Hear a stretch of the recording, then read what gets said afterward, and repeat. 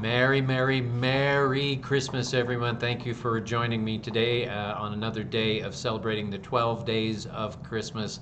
We're having a good time. Today is a short story, a short Christmas story by Florence Scannell. And this story is entitled A Christmas Legend Christmas Story. It was Christmas Eve. The night was very dark and the snow falling fast as Herman, the charcoal burner, drew his cloak tighter around him, and the wind whistled fiercely through the trees of the Black Forest. He had been to carry a load to a castle near, and was now hastening home to his little hut. Although he worked very hard, he was poor, gaining barely enough for the wants of his wife and his 4 little children. He was thinking of them when he heard a faint wailing. Guided by the sound, he groped about and found a little child, scantily clothed, shivering and sobbing by itself in the snow. "Why, little one, why have they left thee here all alone to face this cruel blast?" The child answered nothing, but looked piteously upon the charcoal burner's face. "Well, I cannot leave thee here. Thou wouldst be dead before morning." So saying, Herman raised it in his arms, wrapping it in his cloak and warming its little cold hands in his bosom. When he arrived at his hut, he put down the child and tapped at the door, which was immediately thrown open, and the children rushed to meet him. "Here, wife, is a guest to our Christmas Eve supper," said he, leading in the little one, who held timidly to his finger with his tiny hand. "And welcome he is," said the wife. "Now let him come and warm himself by the fire." The children all pressed round to welcome and gaze at the little newcomer. They showed him their pretty fir tree, decorated with bright colored lamps in honor of Christmas Eve, which the good mother had endeavored to make a feast for the children.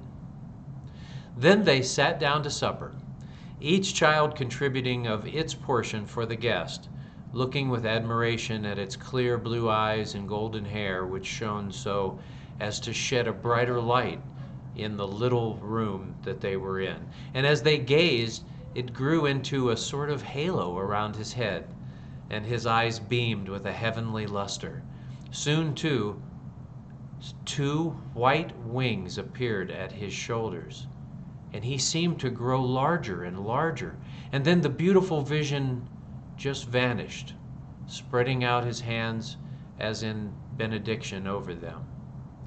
Herman and his wife fell on their knees, exclaiming in awestruck voices, "The Holy Christ Child, the Holy Christ Child," and then embraced their wondering children in joy and thankfulness as they had entertained the heavenly guest. The next morning, as Herman passed by the place where he had found the fair child, he saw a cluster of lovely white flowers with dark green leaves, looking as though the snow itself had blossomed. Herman plucked some and carried them reverently home to his wife and children, who treasured the fair blossoms and tended them carefully in remembrance of that wonderful Christmas Eve, calling them chrysanthemums. And every year, as the time came around, they put aside a portion of their feast, and they gave it to some poor little child, according to the words of the Christ.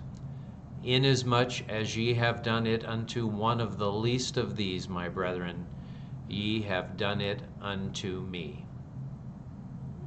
Well, I hope you enjoyed that story, A Christmas Legend, Christmas Story by Florence Scannell. And, keep in mind this Christmas season that there are those of us that may not have the bounty that others of us have been able to receive this year.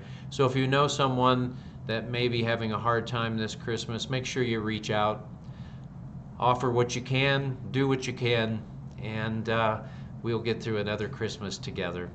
Thank you for being part of our Ricasa family and our ATS Business University. We really appreciate it. And again, we just want to always thank you so much, and thank you for what you do for your friends and family and neighbors. Remember, you can dominate. You can plant better. you can make things better in this world. So let's all work together. Have a wonderful, Merry Christmas. I will look forward to seeing you again as we go through the 12 days of Christmas. And we're going to check out some more of my favorite Christmas stories and poems as we go along. All right. Thanks again, everybody. Have a wonderful